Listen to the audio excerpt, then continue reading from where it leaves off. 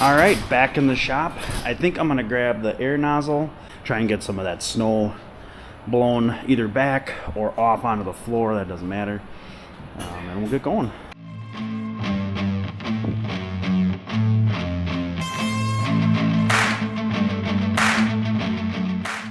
Hey, welcome back to more Simmentals. This is Chris. All right, it is Saturday morning and we are starting out in the shop.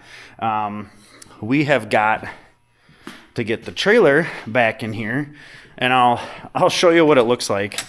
And you're gonna say, well, you're never gonna get all that back off. You should have painted it, done something to it originally, use a different trailer. But this is what our fresh, brand new steel looks like after one trip and sitting outside for literally 4 days. Actually, well, Wednesday, Thursday, Friday. Yeah, 3 full days. So this is what it looks like, and all we've gotten is a little bit of rain. We got about an inch of rain. Yeah, Dad had to go to a marathon, which is about 15 minutes away. So, you know, it is what it is. We needed the trailer. It was functional. We had to use it. So now we're going to get it in, and we got to sand all that off. We don't need the trailer for 2 weeks. Yeah, 2 weeks. 2.5 weeks, actually, I think, technically. Let me check. Yeah, 2.5 weeks, because we take our next load in on the 28th. So we got a couple of weekends to chip away at this, which is nice. But we want to get this project done because we'd like to bring the 29 in here because we want to do a few little cleanup. We want to change the seat out because we want to look at possibly selling the 2940 and then seeing if we can get ourselves into another 100-ish horse cab tractor, because it would be really nice to have another one. Just those small little creature comforts for cutting hay, mostly for cutting hay, having a backup for the 44, even into raking hay, or having a nicer backup baler tractor, you know, all that kind of stuff would be really nice. I'd love to get like and when I say 100-ish, I mean, we're looking at like 90 to like 110 would be like the sweet spot. I'd love to get like 90-ish, 100-ish four-wheel drive with a loader, you know.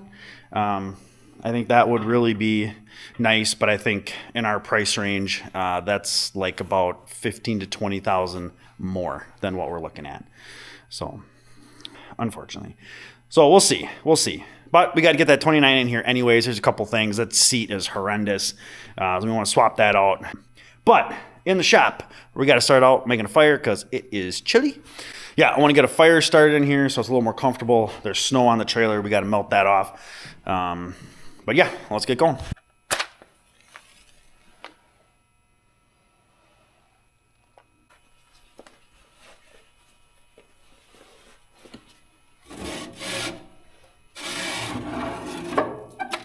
So with this furnace, it doesn't have like a draft damper. It has a combustion blower fan, which is fine. You can adjust how much air gets blown in there. Right here, this little flap here, you can open, make this gap bigger or smaller. Starting fires, we pull this out because there's the smoke when it's operating will come up, and then it travels across the top of the firebox and out the chimney. But there's a hole like right in here that you pull this back and it brings and opens up that hole. Open this, help get the fire started, close it, and then shut the damper off. You know, choke it down so you get a nice hot burn, and then that heat gets trapped up here and you blow it out in the building. All right, back in the shop. I think I'm gonna grab the air nozzle and some of these spots, especially like up there, because we want to work on this face, try and get some of that snow blown either back or off onto the floor, that doesn't matter, and we'll get going. So I figured I'd give you guys a little update. We got some of the sanding and grinding done, trying to just figure out which option works the best for actual sanding. So we've been trying all sorts of different options, just straight up wire wheels, the cone style wire wheel. I got 2 of them in the pack that I bought. These sponge style actually work really, really well for like a sanding / grinding type of thing. Then I had gotten some of these like flapper disc style sanding pads. So what we had done, you know, and obviously we're just trying to figure out which is working out the best. And the other thing that we had used is we've got this regular sander, and this is like a drywall sanding pad. It doesn't get down there quite as nice, say, as like an area like this, but it's not bad. It's getting the surface rust off, and you should, like this right now, we should be able to hit it with a really good primer, and it should be okay. The first major thing we wanted to do was all of these welds up here. We wanted to just kind of flatten them out and then smooth them out a little bit. We came over it with one of those 50 grit sand discs to kind of clean them up a little bit, and then I cleaned them up again with the 120s.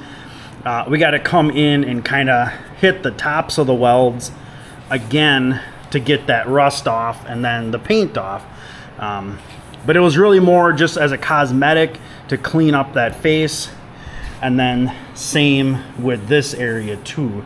We're kind of the point now where the trailer is like dried off and the only moisture is really just on the floor, which is that was huge in itself, because when I was grinding over here,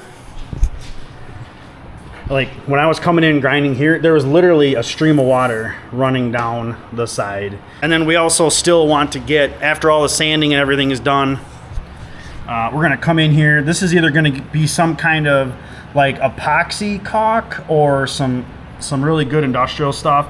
I'm almost thinking I want to try like a metal reinforced Bondo and just kind of skim it in here, and then we can come over and just sand it over again and let that fill in the crack, because I would think that would be pretty decent also. But just threw some wood on the fire. That's going good. You can always kind of tell. You just stick your hand up in here. Don't worry, the fan is down here. So yeah, you can do this. You can stick your hand in here all day long, and you can kind of gauge if it's obviously pumping out warm air or not. So be back in a few. So I messaged Dad and said, hey, 10 minutes back to the shop. And he said, well, the Badger Michigan basketball game is on. So I asked him how much is left, and it's like middle of the second half. So he's got about 20-30 minutes. And I said, well, you know what? I'll start feeding, and we'll do that first. And then he can watch that game and finish watching it. I'll watch Badger basketball after football is over with, but I wait until then. But let him watch that, and I'll start feeding, and then he can come down here. We'll finish feeding, and then we'll finish up the afternoon in the shop. So not a big deal. Sneak attack the cows with some early feeding. All right, first bailout for the cows, doing 2 today. I'm gonna do a first crop from 25 and then a first crop from 24 leftover. I do got one that's got a weird funky ring in it, so we're gonna bypass that guy. I'm guessing it just had a weird, probably had a wet chunk of hay in it, probably up against a fence or a tree line. See a little ring on the end? Yeah, they're not gonna like that one. That's gonna be like a, hey, do we want a bedding bale? That's a bedding bale. We'll leave that for that. This guy looks pretty decent. This hay came from the pit field and was pretty darn nice stuff that we baled in 24, even though that was a late season start too. All right, both bales are out now. With the second one, being that it's 24 hay, I do make a couple extra piles. So it gets them a little spread out, a little more spread out. I don't know. I think they like eating off the ground better. I think it's more comfortable for them. I don't know. But yes, I could put that on the field, but We only like doing so much spreading bales on the field because this manure all needs to go on cornfields. So that's part of the reason we do end up bringing them in here. All right, bulls are bedded. They got at least a third of a bale. And when I was in with the calves, I reached over the top, and in that one spot next to the feeder that they always like to lay, I made sure I put a little extra right there. Everybody is fed. Bulls are already taking advantage of their new bedding, and just in time too, because the sun went away. So head down to the shop, spend a little time in there, and I got to run into town, do some stuff, get some stuff, and get back before the Packers start. So at least that's the plan.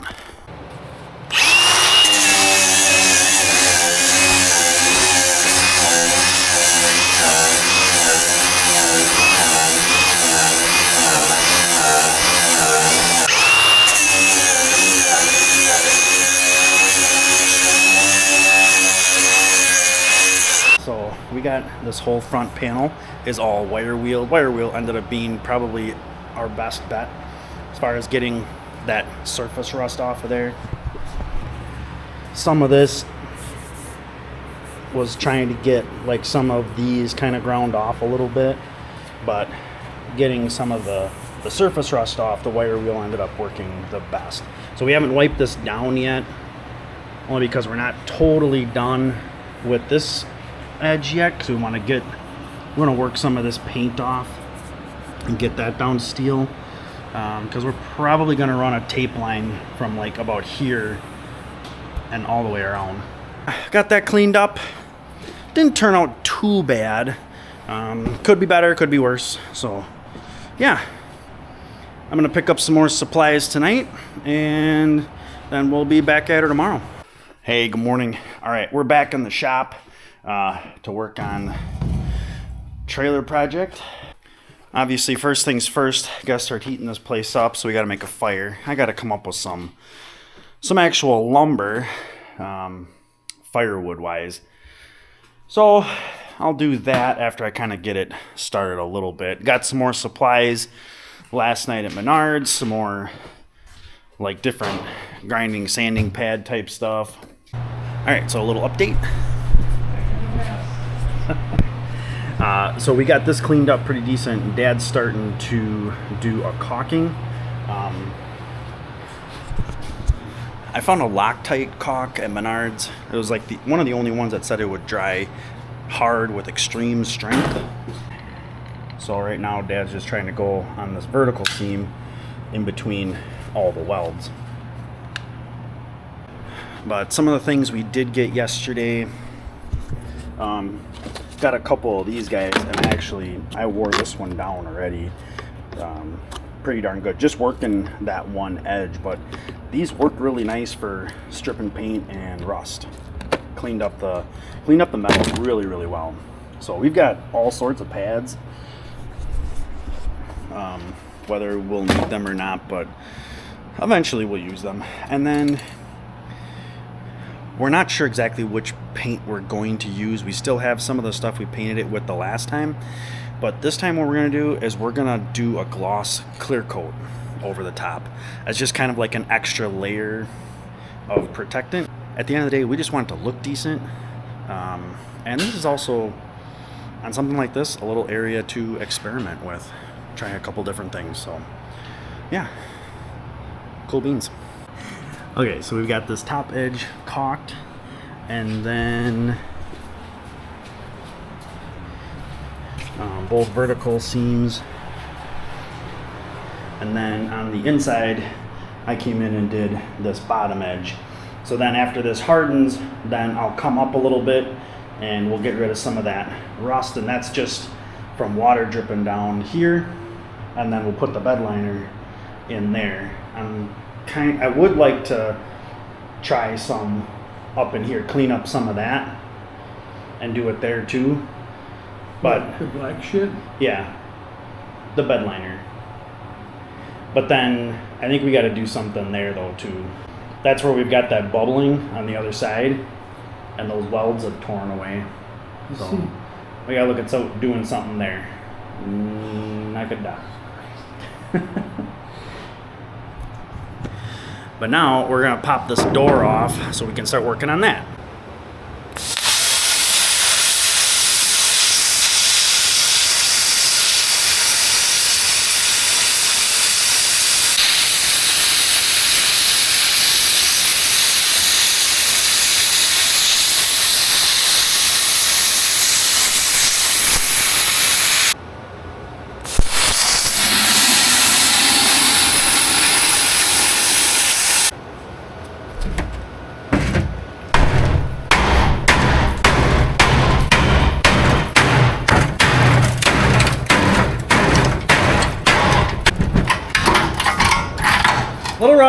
Little rusty. All right, so we fired up the Arc Captain Cut 50 again. And basically what we're doing is we're just trying to cut off the garbage here. This is still decent steel, so we'll clean this back up again. And then what we're gonna do is we'll end up cutting this off, and then we're gonna get a little sheet of steel that'll be able to come down to here, and then we're gonna get, this is 1x3, we're gonna get 2 chunks of 1x2, and then run a chunk of 1x2, and then bring it up a little bit further.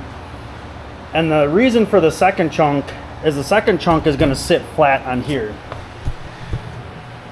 So this door is what they call cross break.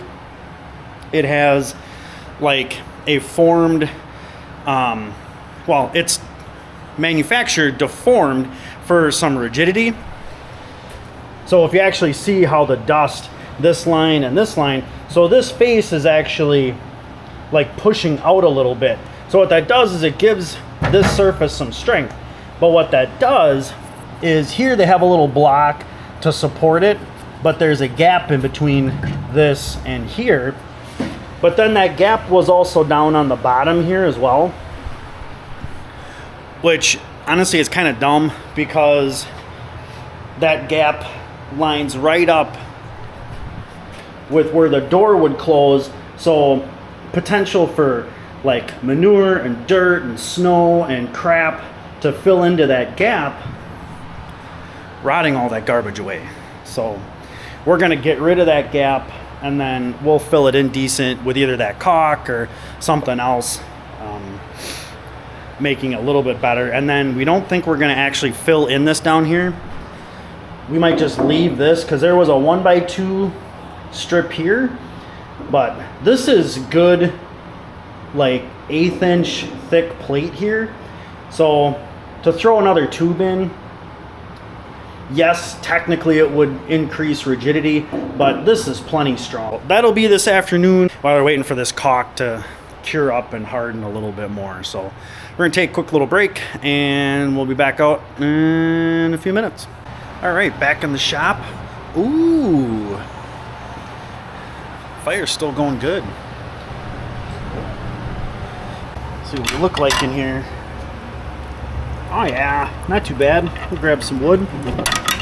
All right, so we had started working on that door, but before that we put this caulk on here. We'll just, I mean, it's not firm, like you can tell it's a little spongy in spots. That's kind of what we had figured. It says 24 to 48 hours cure time. We got other stuff we want to work on, like we'll keep working on this door. So like I said, we're gonna come in here, we're gonna hack the rest of this off, get rid of this, then we can start cleaning this up. And then Dad will get some tube probably tomorrow or Tuesday. I will still keep saying that our 2 purchases from Arc Captain, the MiG 200 and the Cut 50, very, very much worth the while. Low investment, solid quality.